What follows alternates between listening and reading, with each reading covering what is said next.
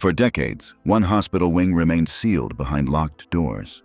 Most New Yorkers never knew it existed. The building stood on North Brother Island in New York City's East River. It was part of Riverside Hospital, an isolation hospital for contagious diseases. Patients with smallpox, tuberculosis, and other infectious illnesses were sent there. Leaving was often impossible until doctors approved it.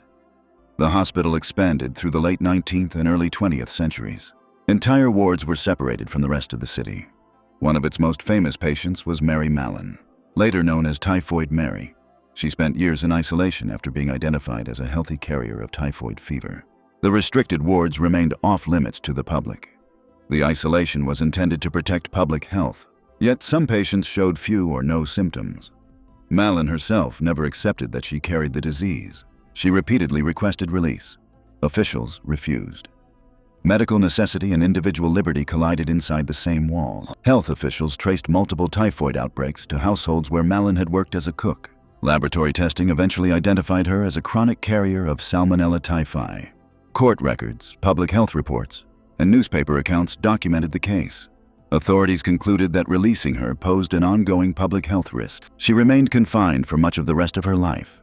Mallon never appeared seriously ill, yet investigators linked her to multiple outbreaks. She was confined without committing a traditional crime. Officials argued the quarantine protected thousands. Critics argued it sacrificed one person's freedom. The records established the isolation. They continue to fuel debate over whether it was justified. The hospital buildings still stand, abandoned on North Brother Island. A woman with no symptoms spent decades inside a hospital. Few people could enter. When does protecting public health justify taking away someone's freedom?